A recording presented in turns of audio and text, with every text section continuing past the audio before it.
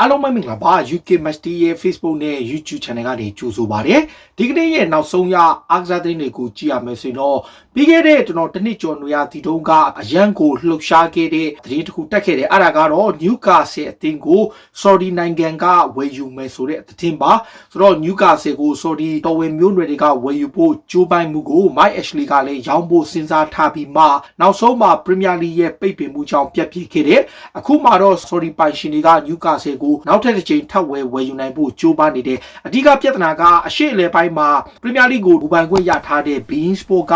Saudi နိုင်ငံမှာတရားမဝင်သူတို့ရဲ့ Premier League ပွဲစဉ်တွေကိုခိုးပြတယ်ဆိုတဲ့အချက်ကြောင့် Newcastle ရဲ့ဝယ်ယူမှုပြတ်ပြစ်ခဲ့ပေမဲ့နောက်ဆုံးမှာတော့ဒီပြဿနာတွေအားလုံးဖြေရှင်းနိုင်ဖို့အဆိုးဆုံးကနေအကောင်းဆုံးပုံစံကိုရောက်သွားသလို Saudi နဲ့ Bein Sport ကြားသဘောတူညီမှုရလို့မကြာမီချင်းတဲ့မှာပဲ Newcastle အသင်းကို Saudi တော်ဝင်မျိုးနွယ်တွေအားလုံးက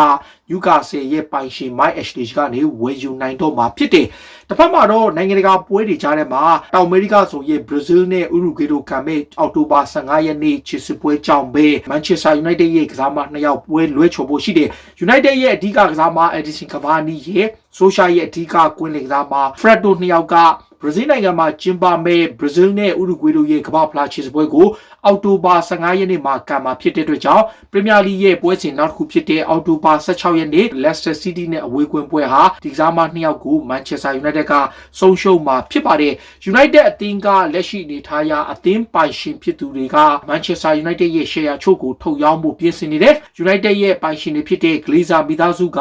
ကလပ်တင်းက share 9.5 တန်းတန်ဖိုးရှိတဲ့ share တွေကိုထုတ်ရောင်းဖို့ New York Exchange မှာစတင်ခဲ့တယ်အဲ့တန်ကြီးကတော့စုစုပေါင်း American Dollar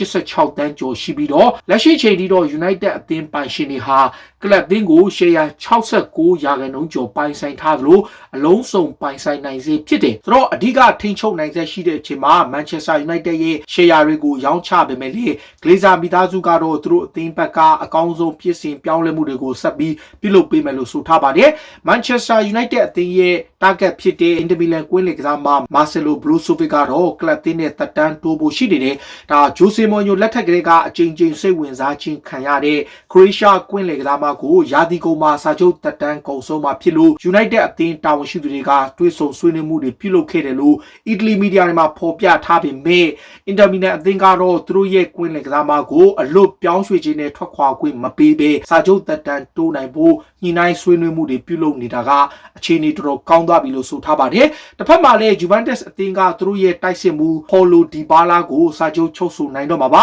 2022ဒီနေ့နွေရာသီမှာလွတ်ပြောင်းရွှေ့ခြင်းနဲ့ထွက်ခွာခွင့်ရမယ့် Dybala ကို Juventus က2025ထိနောက်ထပ်3နှစ်သက်တမ်းတိုးမယ် Paulo Dybala အနေနဲ့ကလပ်တင်းတွေအရေးပါတဲ့ကစားမတစ်ယောက်ဖြစ်သလိုသူ့အနေနဲ့လည်းနောက်ထပ်အခြေစွမ်းပြနိုင်ဖို့ Max Allegri တင်းရဲ့အဓိကကစားမအဖြစ်မျှော်လင့်လျက်ရှိတယ် Juventus ကတစ်ဖက်မှာတော့သူတို့ရဲ့နောက်ခံလူ Juan Cuadrado ကိုလည်းသက်တမ်းတိုးဖို့လုပ်နေပါတယ် Cuadrado က33နှစ်ရှိပြီး Juventus နဲ့စာချုပ်သက်တမ်းကုန်ဆုံးမှာဖြစ်တဲ့အချိန်မှာကိုလံဘီယာတောင်မန်ကစားမကို Juventus က2023ထိရှိမဲ့နောက်ထပ်တစ်နှစ်သက်တမ်းတိုးဖို့ပြင်ဆင်နေကြောင်းCuadrado ကလည်း Juventus အသင်းမှာနောက်ထပ်ရာသီထပ်ရှိဖို့ရှိပါတယ်။ဒါက Argentina လေဝေးစဉ်သင်းရဲ့တိုက်စစ်မှု Lautaro Martinez ကလည်း Inter Milan အသင်းနဲ့စာချုပ်တိချုပ်ဆိုတော့မှာပါ။ Inter Milan နဲ့သူ့ကြားမှာညှိနှိုင်းမှုကအဆင်ပြေခဲ့ပြီးနောက်2026ထိရှိမဲ့စာချုပ်ချုပ်ဆိုဖို့သဘောတူညီမှုရပြီးတော့စက်တင်ဘာလတည်းက agreement ရတဲ့သဘောတူညီမှုကနိုင်ငံတကာပွဲတွေပြန်လာတဲ့အချိန်ကလပ်သင်းတဲ့တရားဝင်လက်မှတ်ရေးထိုးမယ်လို့ဆိုထားပါတယ်။ Inter Milan အသင်းအနေနဲ့ ISK Cameroon လေဝေးစဉ်ကိုသမား Onana ကိုခေါ်ယူနိုင်တော့မှာဖြစ်တယ်Fabrizio ရဲ့အဆိုအရ2022နွေရာသီမှာစာချုပ်သက်တမ်းကုန်ဆုံးမဲ့ Onana ကို Inter Milan ကအလွတ်ပြောင်းရွှေ့ခြင်းနဲ့ရယူနိုင်မှာလည်းဖြစ်တယ်။စာချုပ်ပါအချက်လက်ရ Inter Milan အနေနဲ့သူ့ကို3နှစ်စာချုပ်ချုပ်ဆိုပြီးတော့သူတို့ရဲ့ဝါရင်ကိုသမား Handanovic နေရာမှာအစားထိုးဖို့အဆင်ပြေသွားပြီဖြစ်ပါတယ်။ Real Madrid အသင်းရဲ့ဥက္ကဋ္ဌ Florentino Perez ကတော့ထိပ်တန်းကလပ်တွေစိတ်ဝင်စားနေပေမဲ့လည်း Kylian Mbappe တယောက်သူတို့အသင်းကိုပဲပြောင်းလိမ့်မယ်လို့ယုံကြည်လျက်ရှိတယ်။ ဇန်နဝါရီကာလမှာအကျိုးသဘောတူညီမှုရဖို့ Real Madrid ကစတင်လှုပ်ရှားမယ်ပြီးတာနဲ့နာမည်နွေရာသီမှာအလို့ပြောင်းရွှေ့ခြင်းနဲ့ပြောင်းရွှေ့နိုင်ဖို့ကို Florentino Perez ကတေချာပြင်ဆင်ထားပြီးဖြစ်တယ်လို့စပိန်နာမည်ကြီးသတင်းစာတွေမှာဖော်ပြထားတယ်။ဒါက Chelsea အသင်းရဲ့ target ဖြစ်ခဲ့ဘူးလို့ဥရောပထိပ်တန်းကလပ်တွေကလိုချင်နေတဲ့ဟာလန်ကိုတော့ကလပ်အသင်းကလောက်ခလာစာနှစ်ဆမျိုးနဲ့ကမ်းလှမ်းဖို့ပြင်ဆင်နေပါတယ်။သူတို့ပြင် Chelsea အပါအဝင် Manchester City, Manchester United, Paris Saint-Germain နဲ့ထိပ်တန်းကလပ်တွေရဲ့ကမ်းလှမ်းမှုကိုစိုးရိမ်တဲ့အတွက်လက်ရှိနေထားရတပတ်ကိုပေါင်2သိန်းခွဲထိရှိမဲ့လောက်ခလာစာနှစ်ဆနီးပါးကို Borussia Dortmund ကကမ်းလှမ်းထားပြီးစာချုပ်တိချုပ်ဆိုဖို့ကြိုးပမ်းနေတာပါ။ Dortmund မှာတော့ဒါဟာလန်ဟာတပတ်ကိုလောက်ခလာစာပေါင်3,15,000ရရှိနေတာလည်းဖြစ်ပါတယ်။ဒါ Chelsea တင်းရဲ့နောက်ခံလူ Antonio Rudiger ကတော့သူ့အနေနဲ့ Bayern Munich ကခေါ်ယူမယ်ဆိုတဲ့သတင်းတွေကိုတော့သူ့အနေနဲ့ဂုဏ်ယူမိတယ်လို့ဆိုထားတယ်။ဒါပေမဲ့လက်ရှိနေထားရ Bayern နီးပြ Julian Nagelsmann အပါအဝင် German ကလပ်အသင်းနဲ့တွေ့ဆုံဆွေးနွေးထားတာမရှိဘူးလို့ညှင်းဆန်ထားတဲ့ဖြစ်တယ်။ Kicker ရဲ့ဖော်ပြချက်အရရော Daily Mirror ရဲ့အဆိုအရ Antonio Rudiger ကသူ့ရဲ့အနာဂတ်ကိုလုံးဝဆုံးဖြတ်ချက်ချထားခြင်းမရှိပေမဲ့ Chelsea နဲ့စာချုပ်သက်တမ်းမတိုးဘဲအသင်းကထွက်ခွာပြီးတော့လောက်ခလာစာပိုများနိုင်တဲ့ထိပ်တန်းကလပ်ကိုပြောင်းဖို့ထိရည်ရွယ်ထားတယ်လို့ agent ကတဆင့်သိရပါတယ်။ Rudiger ရဲ့စာချုပ်သက်တမ်းကြောင့်ပဲ Chelsea အသင်းကလက်ရှိအနေထားရနောက်ခံလူတစ်ယောက်ကိုလိုက်နေပေမဲ့တစ်ဖက်မှာလည်း Rudiger ကို Tottenham ကိုဆုံးရှုံးသွားပွဲရှိတယ်။ Tottenham Hotspur က Antonio Rudiger ကိုဆွေးနွေးခြင်းနဲ့အထူးသဖြင့်ကစားမကိုယ်တိုင်က Premier League မှာဆက်ရှိခြင်းနဲ့ဆိုတဲ့သတင်းတွေလည်းရှိတယ်။ဒါပေမဲ့သူတောင်းဆိုတဲ့လောက်ခလာစာမျိုးကိုပေးချင်နိုင်ဖို့ Spurs ဘက်ကစဉ်းစားနေတယ်။ Spurs ကိုယ်တိုင်ကပြီးခဲ့တဲ့နွေရာသီတုန်းကလည်း Antonio Rudiger ကိုခေါ်ယူဖို့ကြိုးပမ်းခဲ့တယ်။ Daily Express ရဲ့အဆိုအရ Tottenham ကတော့ Chelsea အသင်းကသာစာချုပ်တိချုပ်ဆိုနိုင်ခြင်းမရှိရင်သူတို့ဘက်ကအရခေါ်ယူနိုင်မဲ့အခွင့်အရေးမျိုးရှိနေသေးတယ်ဖြစ်တယ်လို့ဆိုထားပါတယ်။ Arsenal ဟာလာမယ့် January ကာလမှာကစားမတစ်တွေကိုခေါ်ယူအားဖြစ်မယ်လို့ဆိုထားတယ်။ Edu နဲ့ Mikel Arteta တို့ပေါင်းပြီးတော့ကစားမအချို့ကိုသူတို့စောင့်ကြည့်နေတယ်။ဒီထဲမှာ Real Betis ရဲ့ကွင်းလယ်ကစားမ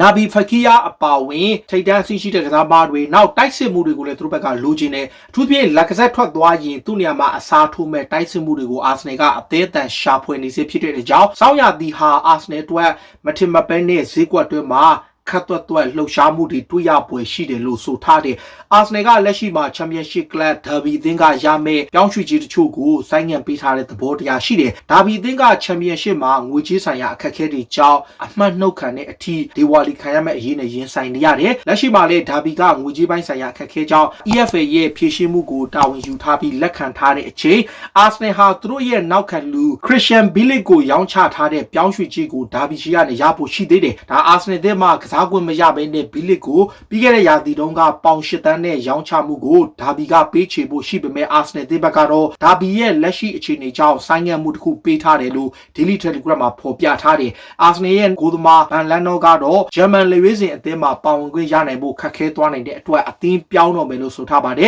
။ Hansi Flick ကိုယ်တိုင်က Brighton နဲ့ Premier League ပွဲကိုလာရောက်ကြည့်ရှုတဲ့အချိန်သူပါဝင်ကစားခွင့်မရတဲ့အပေါ်ကိုစိတ်ပြက်လေးရှိတယ်။ Van Lano ကိုယ်တိုင်ကလည်းသူ့အနေနဲ့အသင်းပြောင်းရွှေ့ဖို့နဲ့လာမယ့် January ကာလဟာသူ့အတွက်အသင်းတစ်ကိုပြောင်းရွှေ့ဖို့ဂျာမန်လေဝေးစဉ်အသင်းနဲ့2022ကာတာကမ္ဘာဖလားပြိုင်ပွဲဝင်ခွင့်ရဖို့တာဂက်ထားတဲ့အတွက်မြောက်လန်ဒန်ကလပ်ကနေထွက်ခွာတော့မယ်လို့ဆိုထားပါတယ်။ဘာဆိုနာအသင်းရဲ့နောက်ခံလူဆမ်မွယ်ဦးတီတီကလည်းအသင်းကထွက်ခွာတော့မှာပါ။28နှစ်အရွယ်ရှိတဲ့ပြင်သစ်နောက်ခံလူကရော်နယ်ကူမန်လက်ထက်မှာနေရာလုံးဝမရသလိုသူကိုယ်တိုင်ကဒဏ်ရာပြဿနာတွေကြောင့်ရုန်းကန်နေရတဲ့အတွက်ဇန်နဝါရီကာလမှာထိုက်တဲ့နဲ့ပြောင်းရွှေ့ခြင်းနဲ့ထွက်ခွာတော့မယ်လို့ဆိုလိုက်ပါတယ်။ဘာဆိုနာအသင်းအနေနဲ့သူတို့ရဲ့နံပါတ်1အဓိကတာဂက်ကနီးပြသစ်ခန့်အပ်ရေးပဲဖြစ်တယ်။ Roberto Martinez ကိုသူတို့စောင့်ကြည့်နေတဲ့လူကြီးနေပေမဲ့ဘယ်လ်ဂျီယံလက်ရွေးစင်အသင်းနဲ့အတူ2022ကာတာကမ္ဘာဖလားပြိုင်ပွဲကိုကင်တွယ်ချီနေတဲ့အချက်ကြောင့်ဘာဆိုနာက Roberto Martinez ကိုခေါ်ယူနိုင်ရေးကခက်ခဲလျက်ရှိတယ်လို့ဆိုထားပါတယ်။ဒါက Real Madrid အသင်းနဲ့စာချုပ်သက်တမ်းကုန်ဆုံးမဲ့ Isco ကို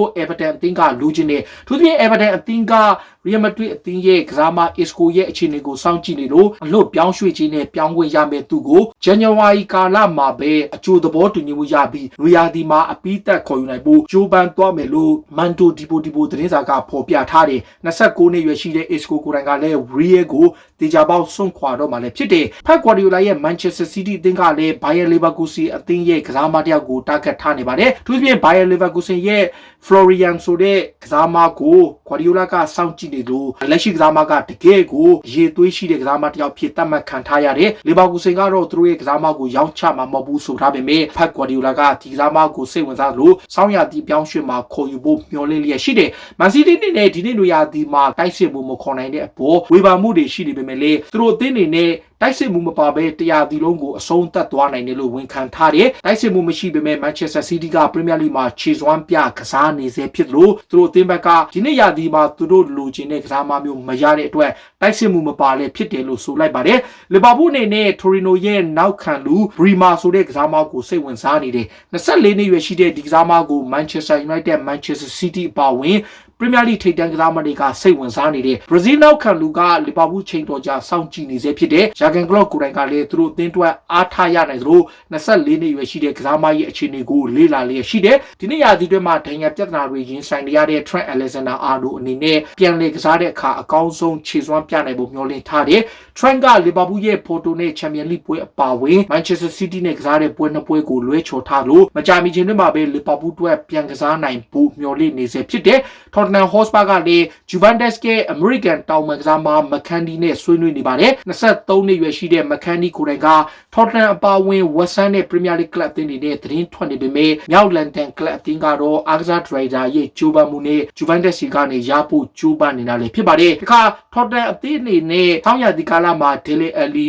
Ndombele အပါအဝင်သူတို့ရဲ့ကစားမ Harry Winks စတဲ့ကစားမအချို့ကိုရောင်းထုတ်ခြင်းနဲ့ Dele Alli ကိုတော့နွေရာသီမှာပိုရောင်းချင်ပေမဲ့တကယ်လို့များဆောင်းရာသီမှာထိုက်တဲ့နဲ့ပြောင်းရွှေ့ခြင်းလို့ရရင်သူတို့ဘက်ကရောင်းထုတ်ဖို့စဉ်းစားထားလို့ Daniel Levy ကိုယ်တိုင်က Tottenham အသင်းတွေနဲ့ကစားမအသစ်တွေကိုဝယ်ယူဖို့သူတို့ဘက်ကအစီအစဉ်ရှိပေမဲ့လည်းကစားမရောင်းချမှုကတဆင့်သာဆုံးဖြတ်သွားမယ်လို့ဆိုထားပါတယ်။ Memphis Depay ကတော့သူ့အနေနဲ့ဘာဆိုနာအသင်းကိုပြောင်းရွှေ့တာကလုံးဝကိုနောင်တမရဘူးလို့ဆိုလိုက်တယ်။ဘာဆိုနာဟာလီယိုမက်ဆီမရှိတော့ပေမဲ့ကမ္ဘာအကောင်းဆုံးအသင်းဖြစ်ရှိနေစေဖြစ်တဲ့အတွက်ကြောင့်သူ့အနေနဲ့လုံးဝနောင်တရမှုမရှိဘူးလို့ ESPN သတင်းဌာနနဲ့တွေ့ဆုံရမှာပြောကြားခဲ့တာပါ။ဒါတွေကစိတ်ဝင်စားစရာနောက်ဆုံးရအားကစားသင်းတွေကိုတင်ဆက်ပေးတာပါ။ခုလိုမျိုးစိတ်ဝင်စားစရာအားကစားသင်းတွေကိုနားဆင်ခြင်းနဲ့ကြည့်ရှုတော့ UK Match Day ရဲ့ Facebook နဲ့ YouTube Channel ကို follow လုပ်ထားကြပါပြောနေအားလုံးကိုကျေးဇူးတင်ပါတယ်။အရေးတော်ပုံအောင်ရမည်